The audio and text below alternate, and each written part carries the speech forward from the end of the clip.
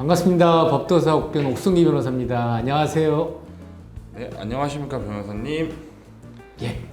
변호사님, 제가 좀 궁금한 게 있어서 여쭤보려고 왔는데 예.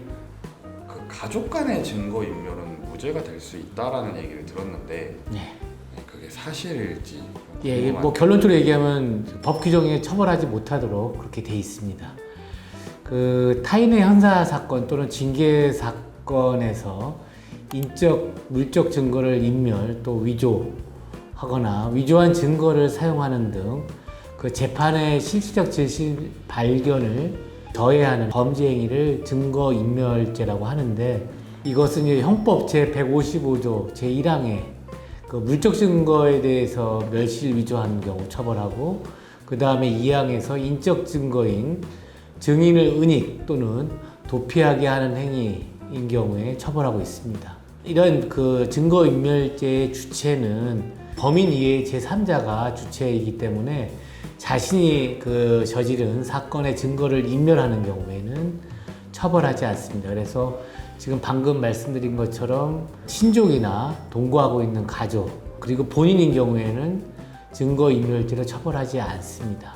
그리고 또 친족이라 함은 배우자, 그 다음에 혈족, 그 다음에 인척이 있지 않습니까? 결혼을 한 경우에 인척이 되는데 그 인척을 친족이라고 합니다. 이거는 민법 제767조에 규정이 되어 있습니다. 그러면 이제 쉽게 얘기하면 친족이 해당하는 사람들의 증거 인멸을 해준다 치면은 유죄인 사람도 무죄가 될 수도 있는 건가요? 그렇죠. 그래가지고 그런 경우가 그러니까 최소한 본인이거나 죄를 저지른 사람이거나 그 친족인 경우에는 증거인멸을 하더라도 처벌하지 않도록 형법상의 처벌 예외 규정을 두고 있는 것입니다. 네, 변호사님, 제가 이번에는 그 기사를 좀 가져왔는데 사기죄 실형을 산 아들의 재심을 받아내려고 위증자수를 시킨 60대 어머니가 또 재판에 넘겨졌다고 하더라고요. 예.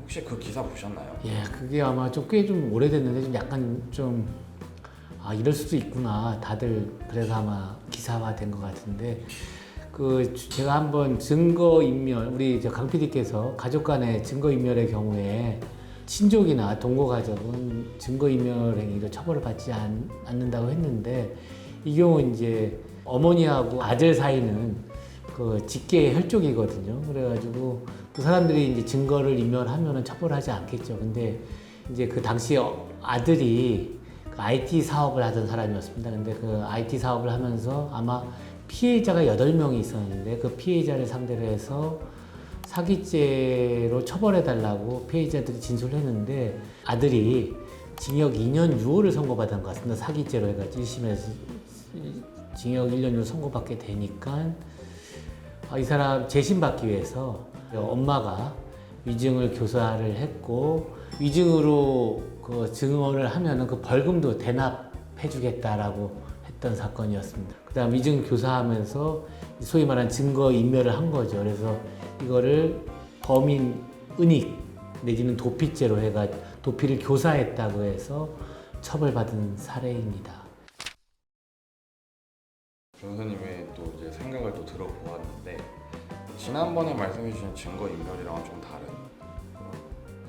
그러니까 본인은 처벌할 수 없지만 그 제3자를 하여금 그렇게 범인을 은닉을 하거나 도피케 했다면 그런 건 또 교사범으로 처벌할 수가 있는 것입니다. 도와주었던 그 법무사도 사실 예. 본인이 분명히 처벌받을 걸 알았을 텐데 또 도와줬다는 게 좀 돈을 꽤 많이 받은 것 같기도 하고요.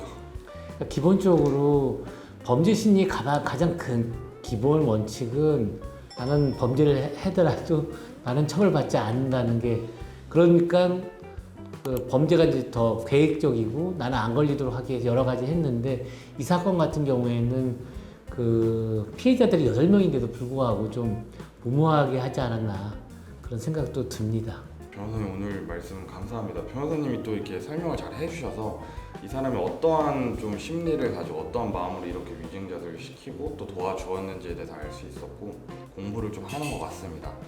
네, 변호사님, 오늘도 좋은 답변 감사합니다.